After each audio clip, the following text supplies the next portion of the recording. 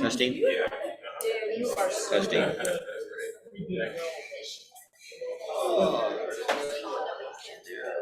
Power. We've got the switch, and I heard it. Yeah, it's on there, and I've got the dials all up at number 5. No Phil today? No.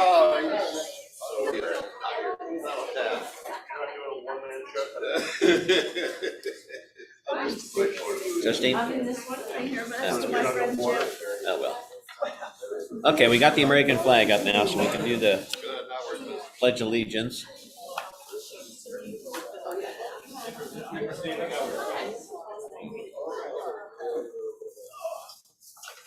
Okay. I pledge allegiance to the flag of the United States of America and to the republic for which it stands, one nation, under God, indivisible, with liberty and justice for all.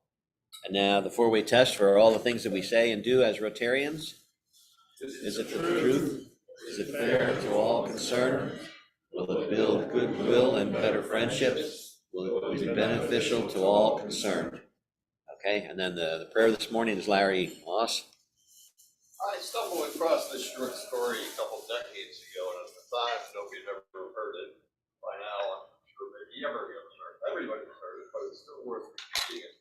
It particularly applies to what we do at Rotary. It starts like this. When you see geese flying along in the V formation, you might consider what science has discovered as to why they fly that way. As each bird flaps its wings, it creates an uplift for the bird that he is following. By flying in the V formation, the whole flock adds at least 71% greater flying range than if each bird flew on its own. People who share a common direction and sense of community get where they are going more quickly and easily because they are traveling at the thrust of one another. When the goose falls out of formation, it suddenly feels the drag and resistance of trying to go it alone. It quickly gets back into formation to take advantage of the lifting power of the bird in front. If we have as much sense as a goose, we'll stay in formation with those people who are headed in the same way we are. When the head goose gets tired, it rotates back in the wing and another goose files point. The sensible take turns when doing demanding jobs, whether with people or with geese flying south. Geese honk from behind to encourage those up front to keep up their speed. What messages do we give when we hop from behind? Finally, and this is important, when a goose gets sick or wounded, falls out of formation, 2 other geese fall out with that goose and follow it down to lend help and protection. They stay with the fallen goose until it is able to fly or until it dies. Only then do they launch out on their own with another formation to catch up with the group. If we have the sense of a goose, we stand by each other like that. Thank you, Larry. Okay. We have a special guest today. This is Susan, is it Klauser? Okay, she's from the Keystone Opportunity Center, and she has been there for a number of years.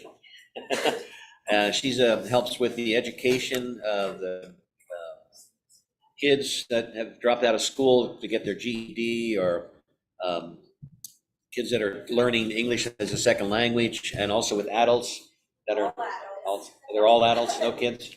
Well, yes, are the students. Oh, okay. So I'll let her come up, and you ready then, Dan? Yep, ready for her presentation. Okay.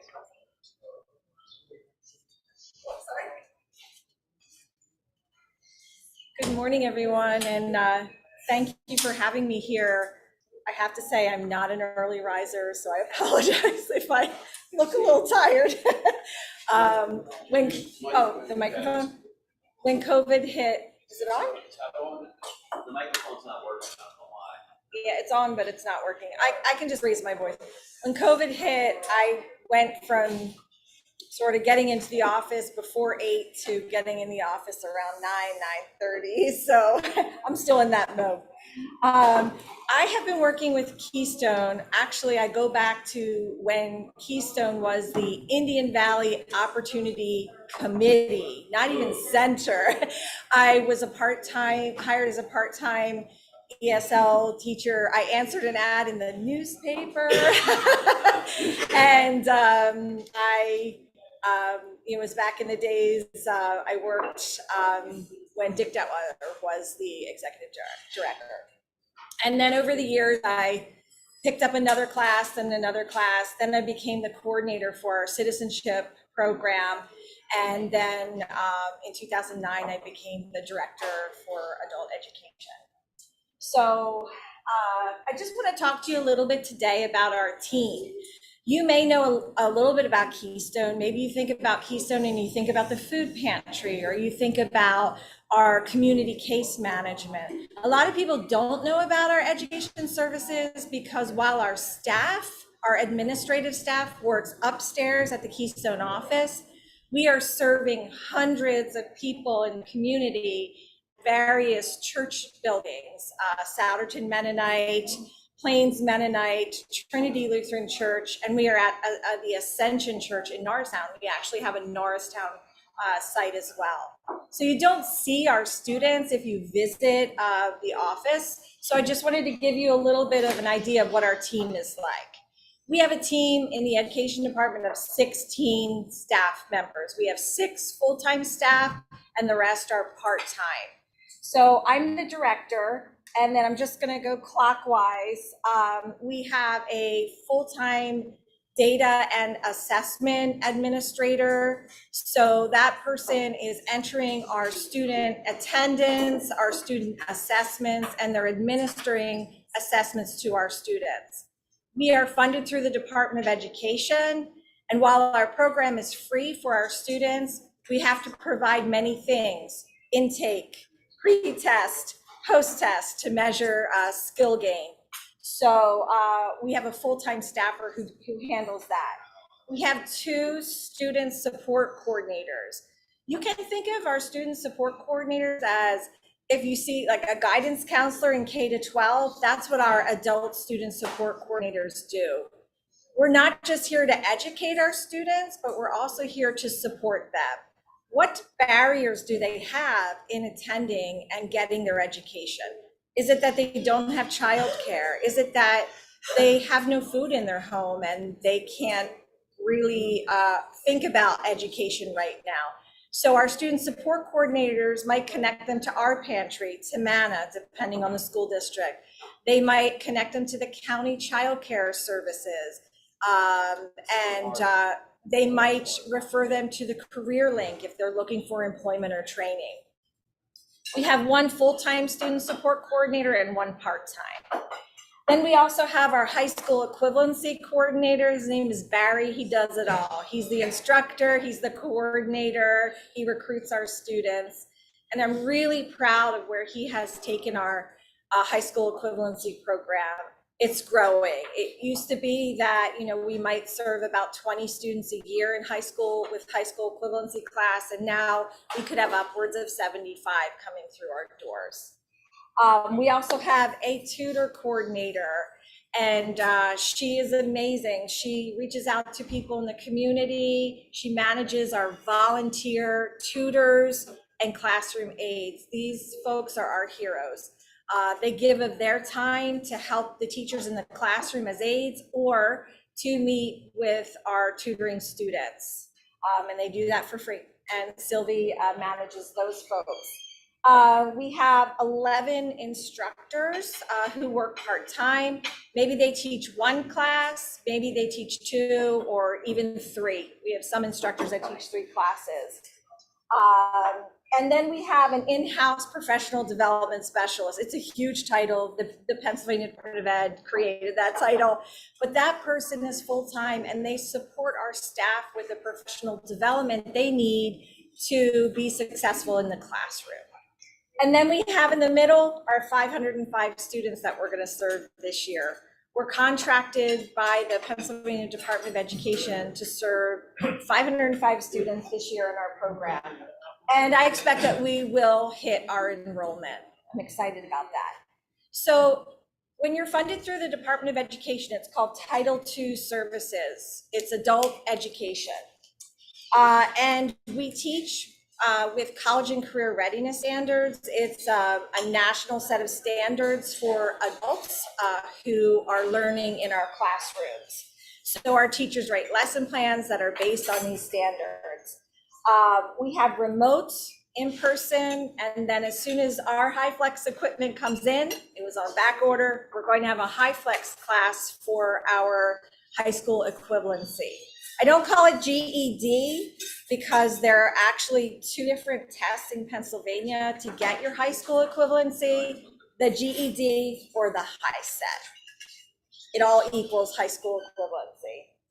All of our instruction is free, whether you are in the classroom, whether you are one-to-one tutoring or small group tutoring. We have 5 levels of ESL. So that is English as a second language, but some of our students, English is their 3rd, 4th, or 5th language.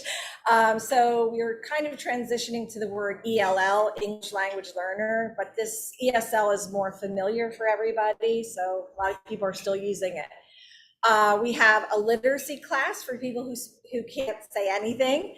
We have beginner, intermediate, advanced, and then we have what we call our college and career English. These are folks who exit out of our English assessment, but they're still not ready, maybe because they don't have enough exposure to English. They're still not ready to move on to college, to a job, so they're working with us. We also have education and employment goal setting. We talk to our students about what they want to do. Why are they with us? What's next for them? And we try to help them transition into what's next and see that goal and plan for the future.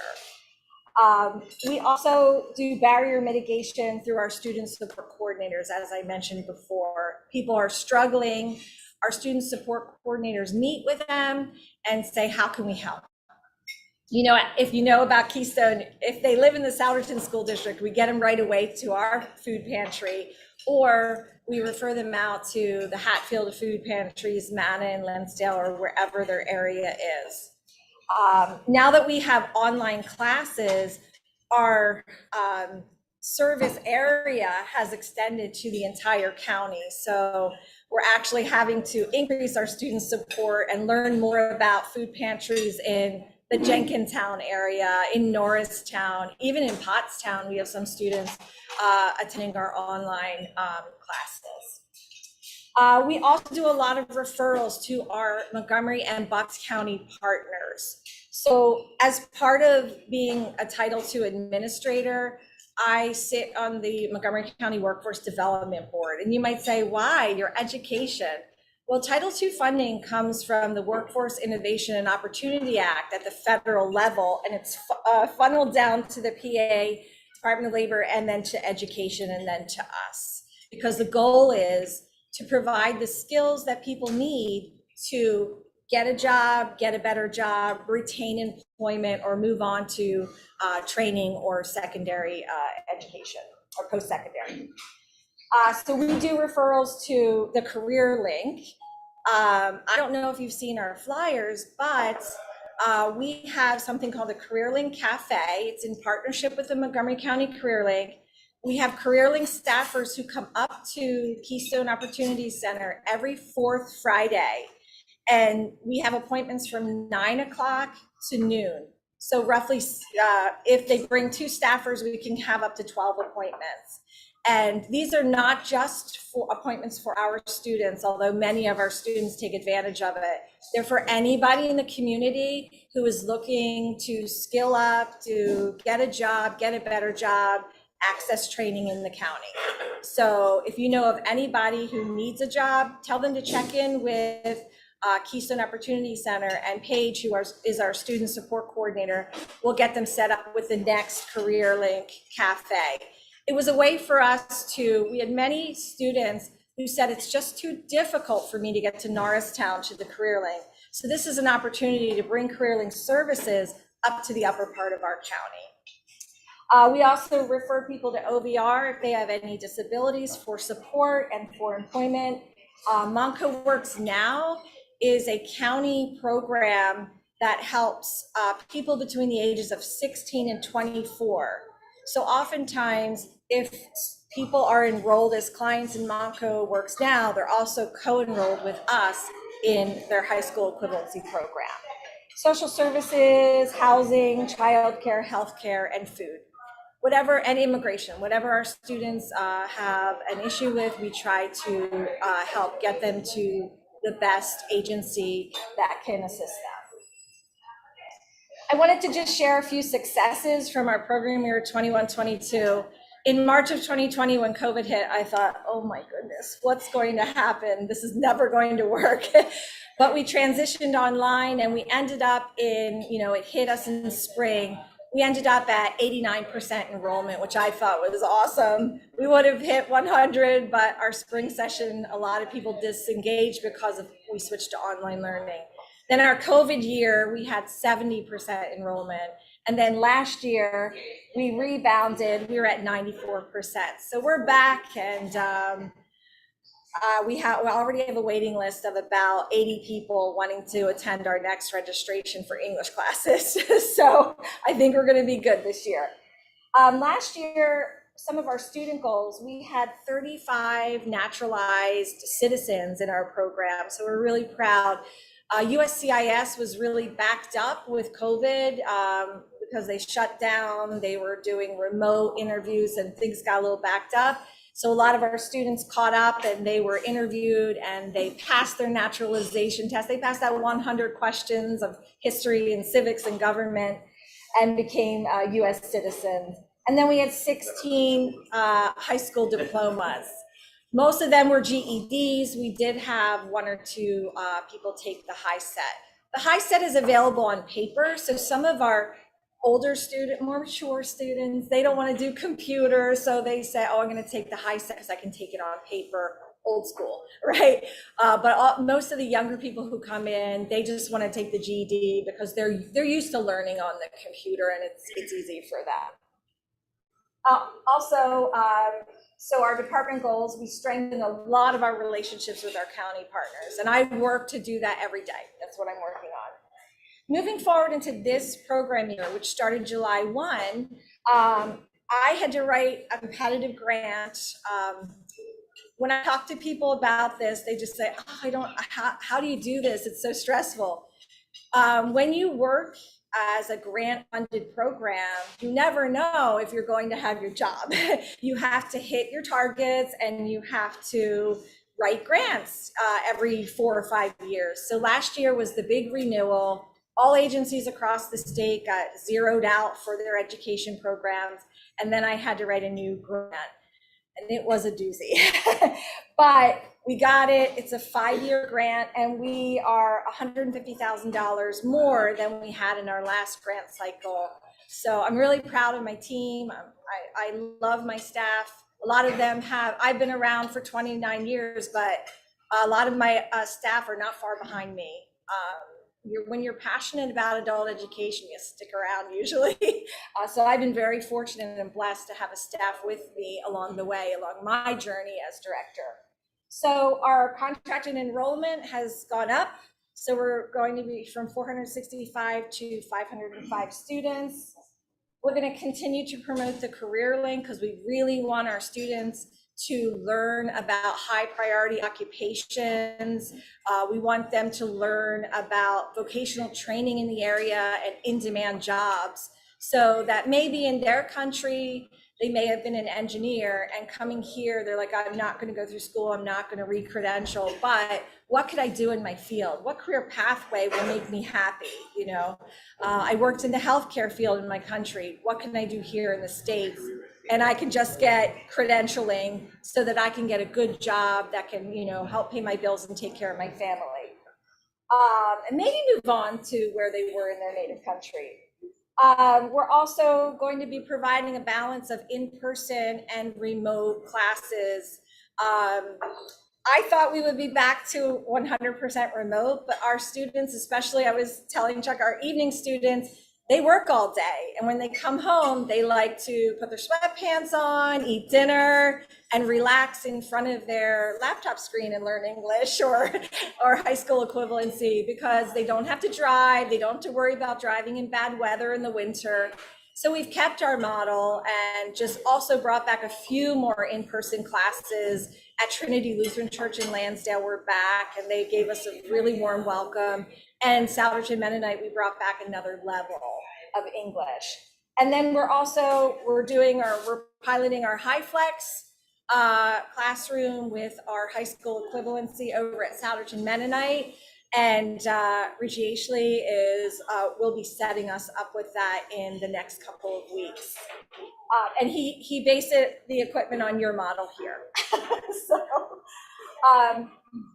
I just wanted to close just by sharing some stories. I'm not going to share all these stories. I'll touch on a few of them, just so you see the kind of students that we're serving and you hear about their backgrounds. So Paul is an example of, he had been working, very fearful that at any time he might be let go because he didn't have his high school diploma, came to us and said, I'm never eligible for any promotions because I don't have my high school diploma. He worked with Barry, and I think he was a six weeks and a couple days, he was able to achieve high school equivalency. And he had been out of school, he was in his 30s. So he just got it done. He came in, he got it done, and then he was eligible for his promotion. We always love when we hear that. And then Ty, he really touched our hearts because he's younger. His dad was in the Navy. He always wanted to follow in his dad's footsteps, but he left school and he needed to get his high school diploma before he could get into the Navy. So he's like, oh, what's your fastest record for high school equivalency? He's like, I'm gonna beat it. And he got it done in 5 weeks. And we celebrate in the classroom with our students. I would love to move towards a more formal recognition, maybe at the end of the year. But we had food, his mom, his dad, his stepdad, his cousin came in, and they were just so grateful. It was great we usually get the initial calls from a mom who says, my son needs his high school diploma, a son, a wife, a girlfriend, usually. But it's nice to see the family come together and celebrate. And then Sherry is one of our students who, she came in, it took her a little bit longer to get her diploma, but she accessed the services available at the Career Link, was eligible for free training in phlebotomy, completed her training, and then she's finishing up her externship. So she was placed into a hospital and she was doing her externship. She's got all her credentialing, and as soon as she finishes her externship, she's ready to go for a job. And then we have Gianna and Kyle are our young folks. They were actually 16 years old when they started in our program. Or no, I'm sorry. Gianna was 17 and Kyle was 17, because it was their senior year, but they couldn't handle through COVID. They really got disengaged with school. They really struggled. So they came to us, they both finished about a week before their high school's graduation. So we're really proud of them. And then we have Santina worked for University of Pennsylvania Hospital. She had an office job. She wanted to move to the new CHOP building, and it's not KOC, it's KOP, King of Prussia, sorry. And in order to do that, she needed her high school diploma. So she worked at it, she got it done. She transferred, she lives in Norristown, so it was nice that she didn't have to go all the way into Philly. She's right in King of Prussia now, working at the new CHOP hospital. And then we have our English language learners. We have Debbie and Elizabeth and Grace. They were in our English classes, transitioned to high school equivalency. They had the longest, term, amount of time in our program, but they persisted, and now they're all going to Montgomery County Community College. And just a little bit about our ESL students. As you may know, there are many Ukrainians coming to the area with humanitarian visas. Natalia is just one. I would say we have about 15 Ukrainian students who joined us in summer. It's so strange for me because it's kind of a full circle for me, because when I first started teaching in the 90s, I say we had so many European immigrants in our classes, and then that changed as immigration changed, and now it's coming back. We're seeing, European immigrants back in our program. And Natalia, she had to flee her country. She went through Romania, then she flew to Germany, and her son, who lives in the United States, who lives in Lansdale, he met her in Germany and accompanied her home. Her son and her husband are there. Her son is fighting. So it's scary stuff, and we want to be there to support them. We thought it would be best to match her with a tutor first, but then she said, I'm ready, and she wanted to be in a classroom with other people, so she's in our classroom now. Latifa came from Afghanistan, and her father was a university professor, but when the Taliban came in, that everything ended, her education ended. Her dad taught her at home, and then when she came to the States, she had to take care of her kids and her family, and then she's like, it's my time now. She came to class, and then she was able to learn enough English. She got a job at the North Penn School District in one of the elementary school cafeterias. And then Noor, she has had a lot of case management with us. Her husband, she's from Bangladesh, her husband abandoned her during COVID. He was in charge of everything, writing the checks, driving, everything. He left her with nothing, just in her apartment without any skills. So we connected with her bank. Someone from her bank, actually they had someone who spoke her language, and she helped her out. She taught her how to write a check, never knew how to write a check. So she works at Walmart, she learned how to drive, she has her own car, she moved into her own apartment. In the 2 years since COVID hit, this woman has accomplished so much. I'm so proud of her. And then we have MD, who failed his citizenship test twice.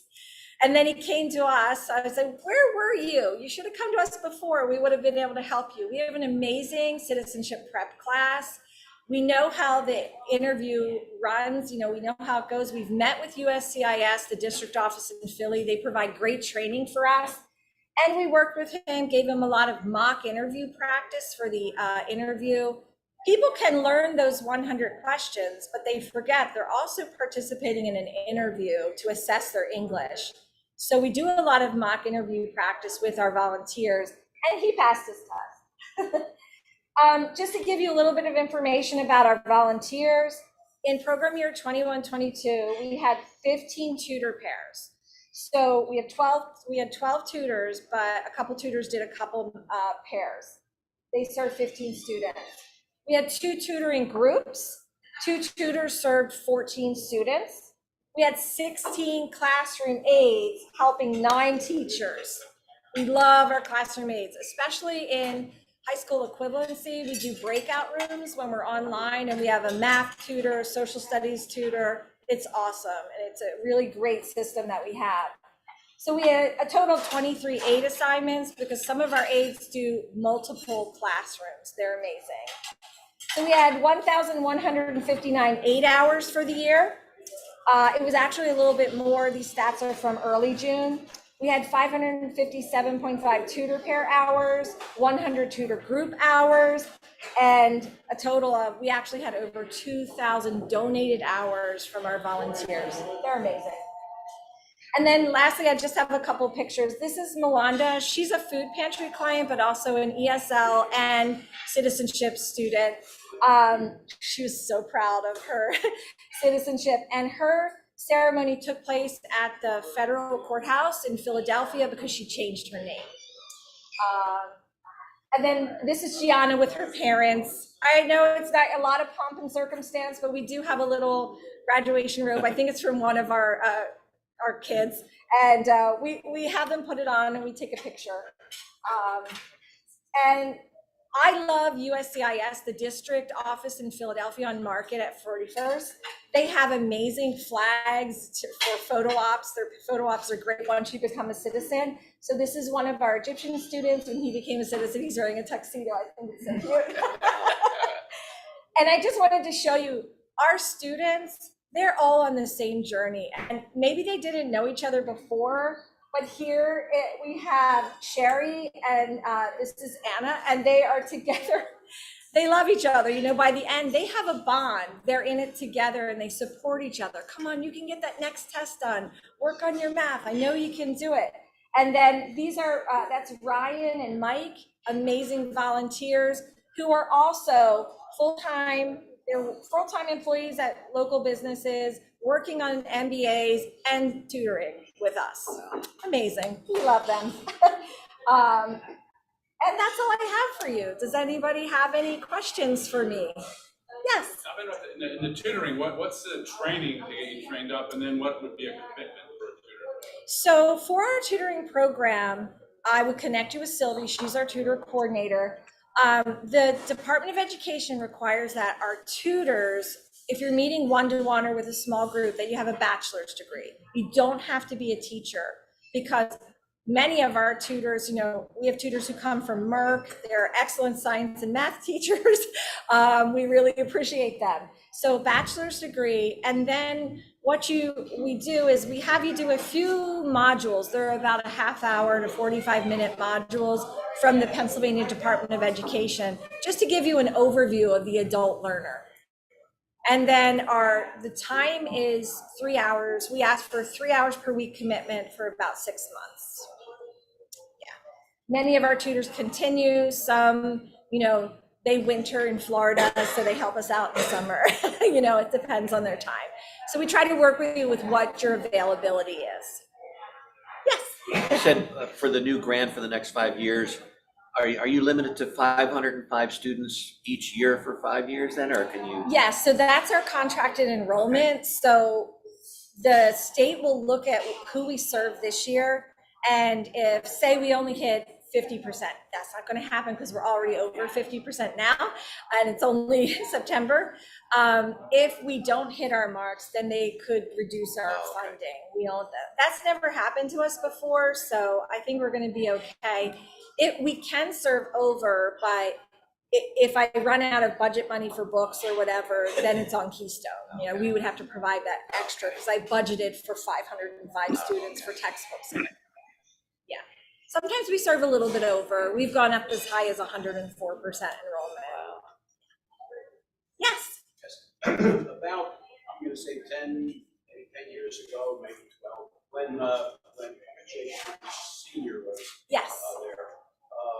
We did a grant for ESL in the Telford Library, the Indian Valley Library. That was probably for family literacy. Okay, because I went there, they were asking for examples of educational service projects that were done. And I went there to take some pictures of the computers that were purchased. Oh, yes. And yes. I got there and they were looking at me like they had no idea what I was talking about. And they weren't there. They said there's no such program and all that. And I never really found out what happened to all that stuff. The equipment's probably old and, you know, the software and all that's different now. But if you ever knew what happened there, just so for our own information, that would be good. Second thing is that if you do need grants, we start November 1st, we start our grant writing. We start, and that will happen for next September. Next July is when we will fund it. So I can try to find out. I know that we had a computer lab and it was active. We had students scheduled about 2 or 3 times a week coming in to do work on the computer. I was not involved with that, but I know for a fact, in my personal experience with adult ed, this Rotary has funded a citizenship class at Plains Mennonite Church, and also we do a senior ESL class at Advanced Living on Allentown Road in Lansdale, and they funded that as well. I think they were like little mini grants of like $3,000, or one was a little bit more, I believe. So that's what I'm familiar with. I wasn't heavily involved with the computer grant, but I know that Richie was, so I can ask him what happened with that. So what I'm offering is that you give me your card or something that we can contact. If there's something like that you need, again, $1,500, $2,000, maybe $3,000. Sure. Just let me know, because last year we didn't do a grant last year because nobody had an idea. So we can apply for it. Great, thank you. Thank you. Oh, Hi, Susan, this is Mark Singhuter. I've been coordinating with you. And just a reminder for everyone that September's basic education and literacy theme. And we usually think of that, or often think of that, as some other place, some other country. You brought up the needs within our own community. I'm curious, I'm thankful for that. I'm wondering, how has that trended? Is that an increasing need? Or are there certain parts of that that are much more important now? well, I will say that I follow the trends in immigration over the years, and in all of my years' experience, there are a lot of immigrants, sorry, it's early, in this community, and it's a growing number. I've never had, after a fall registration, 80 people on the list for the next registration. So I may need to look at creative ways, think outside the box. How are we going to serve these folks who have the need? And maybe that's through volunteer groups, or maybe that's through finding a little bit of extra funding that's outside of my Pennsylvania Department of Ed grant. But there is a great need for English language instruction, and always a growing need for high school equivalency. It's always going to be there. And we're seeing a lot of younger folks come to us, again, as a result of COVID. That's what they're telling us. They couldn't stay in school during COVID. Anybody else? Okay. Well, thank you, Susan. Thank you so much. Thank you.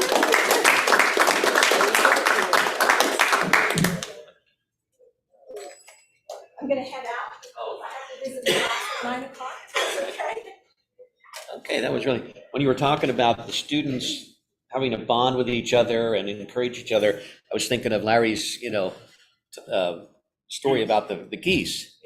I think I heard once, when they're honking to encourage all the other geese to go there. So it sounds like they're making a racket, but it really serves a purpose. And you know why, when they're flying like that, one line is longer than the other? There's more geese in that line.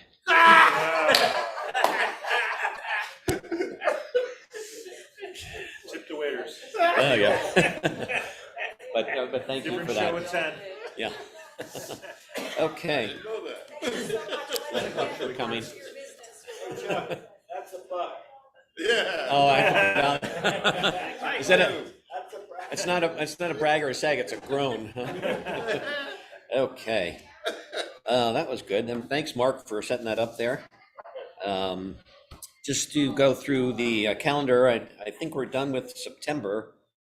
I don't know if anybody has any information about any events that are happening in September yet. Well, the only thing left that I didn't get enough golf, unless I can find some, the 30th is the Lions, and we have no tickets at all, so we can get started there. Okay. For the October 4th, it's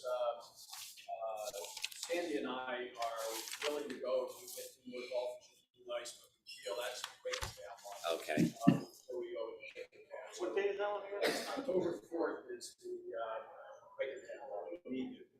Is that a Monday or a Tuesday or I something? think it's a Tuesday. Okay. Yeah, Tuesday. we Okay. need two more there. It would Okay. be nice to have. Yeah.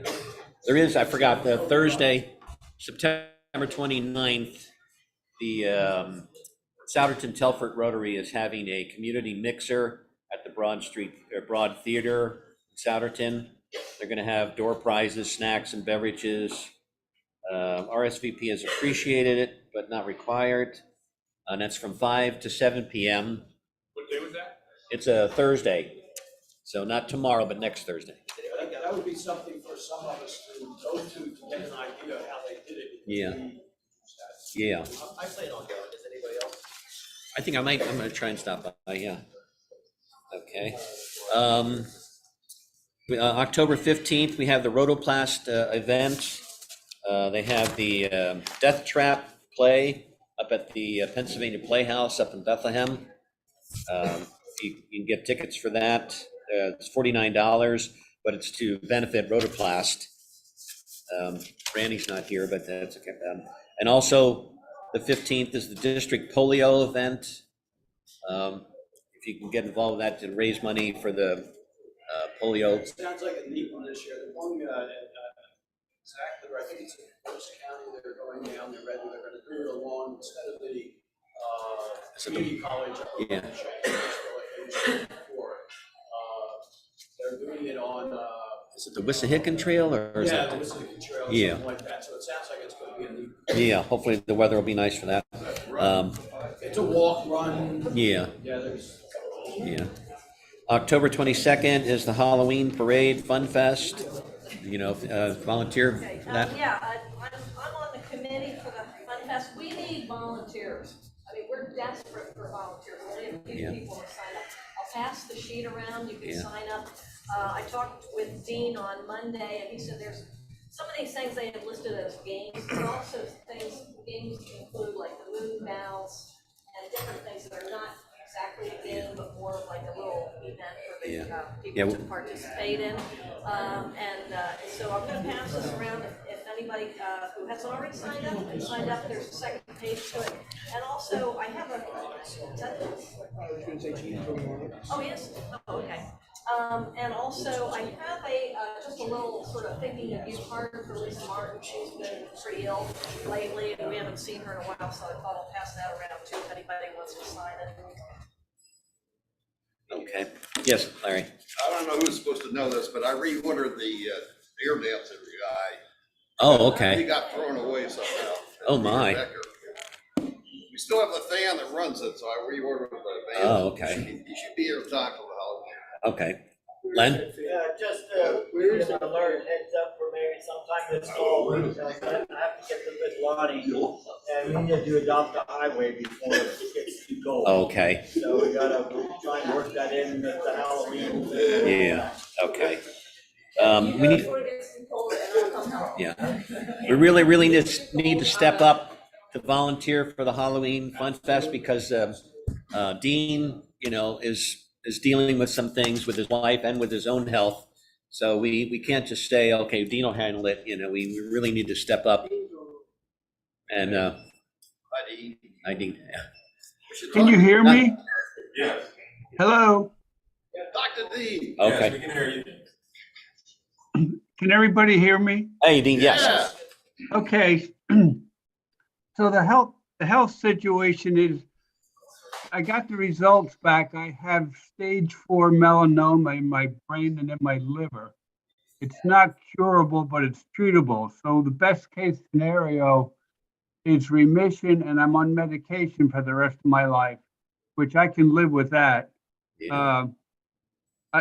I don't know everybody knows what the worst case is. So at this point, I'm still restricted on what I can do because I had a brain bleed. A little bit of numbness on my left side, a little bit of slurred speech. Other than that, I'm doing good. I want to thank the Rotary. Len Ruth delivered 15 frozen meals on Saturday, so food's not a problem. Can you still hear me? Yeah. So going forward for the Fun Fest Halloween Parade, and make some contacts with the fire company, with the school. We're good to go for the parking lot. The fire company has their 100th year anniversary on the 1st of October. I'd like to have a table there with flyers, raffle tickets, and signs. I'm working with Marcia. She's updating our road signs for the event. So if someone could man that, I have the tablecloth. We need a table. Their open house is 11:30 to 4:30. So if we could just have some exposure there, that would be great. That's October 1st. October 1st. Dean, Yes, was that October 1st, did you say? Saturday, October 1st, Harleysville Fire Company, Okay. 11:30 to 4:30. Okay. And also, maybe Steve has information. I got a text message that they raised, or the goal was for $434 million for the Rotary Foundation. Did they, I can't confirm that, I didn't see that. okay, but, okay. Does Gary or Lisa want to say something about the croquet tournament? You know we do. Yeah, yeah. We're over here I think- chomping at stuff. I just want to thank everybody that was there helping, Frank and Lois and Jim and Sandy was there taking, and Dan for taking pictures. Turned out to be a great weekend, but if you want to say more, Lisa? It was amazing. Okay, so thank you, like Chuck said, to everybody who came out and helped us. Lois, you were fantastic. Frank showed up. Dean, we got to see Dean. Yeah. That was wonderful. Valerie, I got the best story about Valerie. Oh, boy. So it was really important that all our croqueters showed up because, you know, it's teams of fields of 6. So we had one person, just one, Gary, by the way.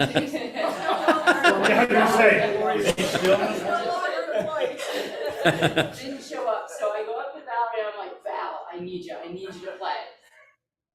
That's not how I remember. I'm like, Val, please, it's because it's like 3 minutes before we're starting. Yeah. Valerie's like, oh, all right. So she goes over, so she's on the court that I'm repping, and she's kind of sulking around the court, hitting the ball, right? Game 2 rolls around, she goes off, she keeps playing. I walk over towards the end of game 2. Valerie's over there. Gary says she wants to join our club. She's Yeah. like, this is great. So thank you, Valerie. You really saved us. I'm so glad you had a good time. So I made a little slideshow because there were like 200 pictures online, and so I just kind of did this. Can you go back to the beginning real quick? Okay, go ahead. So that was just setup day. We don't have to take long. And sponsors, setting up these guys, setting up the field, conversing, guys setting up the field, our signs, which were fantastic. Thanks to Marcia and Marty. They did wonderful. Look at those beautifully manicured lawns right there. Is that gorgeous or what? You want to tell them how you rode your lawnmower? Yeah, well, I'll give him, keep going, Dan. Okay, blow that. Yep, okay, we had to test the fields then on Friday when we set up, so we had to test them. Just keep going, we don't have to, you know. Yep, that was the registration table. Opening remarks. Wait, there, right there, that is Gary in his element, teaching 30 people to play croquet at one time. That is one happy Gary right there. Yeah, keep going. Look at all that. Isn't that beautiful? That is a beautiful sight right there. So, yep. Shoot up, Valerie! Yay! How many courts were there? We had 10 courts. We had 10 courts, that's 60 people, 30 teams. Yep. Yep. Very good. Gorgeous. Jim! Yay, Jim. Yeah. Chuck. See that one, Chuck? Huh? You see that? I That's saw a good picture of you. it online now, yeah. So, there's only a couple more. Lunch went great. There was more lunch. Don't tell her I put that in there, she'd kill me. Staking out. There's some of our whack and rollers. Smiles. More smiles. Awards at the end of the day. There was our first place winners in the experience division. And a wicked good day full of fun, laughter, Yeah. and smiles. Yeah, So, I think that okay. Sandy, do you want to do the, after this meeting, we'll have that short board meeting to talk about the, okay, yeah, so all the board members, if you could just hang around for just about 10, 15 minutes, just gonna talk about something, then, yeah. One of the things that we did this with Val was people that played novice 36 Docs players. Comments out of them were like, I never knew this would be as much fun. I have a flat area in my backyard that we're gonna play this game. Where can I buy mallets? They are the kind of comments we got. Yeah. The enthusiasm was good. So it's something. Hey, all out.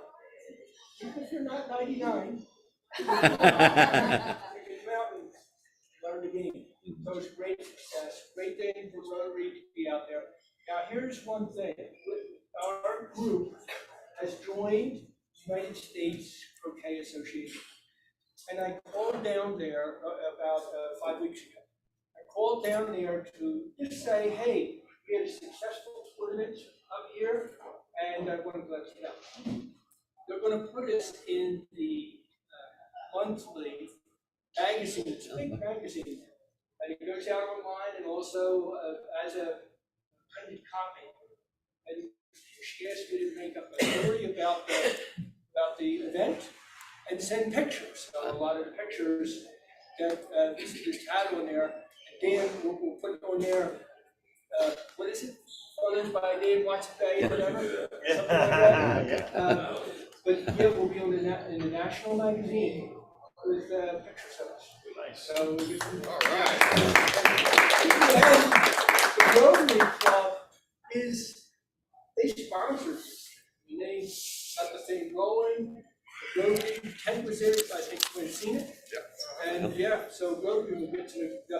And there'll be in the article too. We'll have Harleysville, Rotary Club. Yeah. Is that the team shirt? Or is that the new regular shirt? Well, I like to go over a shirt all the time, so Lisa got me a shirt. Yeah. I can't Okay, keep my eyes Frank? off of you. Whoa. I hope my wife is not You do the brags and sags? Any brags and sags? If Frank has a brag or a sag? Yeah. It's really, thank everybody on the golf tournament. I don't know if you've heard the results yet, but we made $27,000 on the golf course. Oh, wow. Yeah. 27,000. Boom. Wow. American dollar. American dollars. That's net. Wow. That's adjusted for inflation. That's good. We split it roughly about 60-40 again. I think there's 17,000 went to the garden, and we ended up with $10,600 something like that. So I just gotta say, Frank, that's an amazing, that number's incredible. When I used to work at Merrill, I did a big golf outing there. It was at Lakewood Highlands, and it was all financial advisors, so it was like $250 for everybody. It was really expensive. And we made $17,000. That was like a record. So $27,000. it was, it worked out, but again, that's what happens when we work together, and we really need that right now. Last year, we need it for the festival, the last big shot of the calendar year. We need people there because last year it got a little hairy with the kids in the games. We really need people there to supervise some of these things. The rest of it will work out. We have people doing the other jobs, but we really need help there. So if you signed up, thank you. And if you know somebody who's not here, one of our Rotarians, or you have siblings or you have spouses, we need everybody we can to get there and make a success. Thank you very much. That was just. Are there any other brags and sags? Yeah. Okay. Well, I have a brag. I've sold all of my Halloween raffle tickets to one person. Thank you very much. Yes. So, Dean, I'll drop these off at Dean's house for him. Okay. And the other thing is,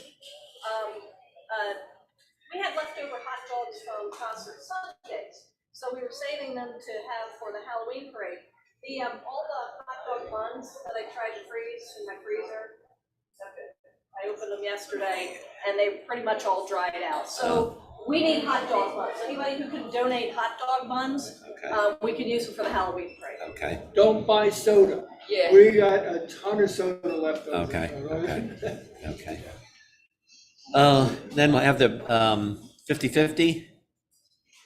If there's no more brags and sags. Oh, okay. It's actually I guess, well, just to let you know that I understand that it's really hard to put together a newsletter. And we got our first version of our new newsletter, which looks awesome. So my brag is for Valerie, our secretary. Oh, thanks. Okay. We do the 50-50 then? Yeah, I do not have the winning tickets this No? time. Is there anybody that wants to Okay. trade with me? How do you know? How do you know? Okay. The winning ticket is 8297157. What, that's me? Lisa. Okay, there we go. She said too close. That's right. I was running on a lot.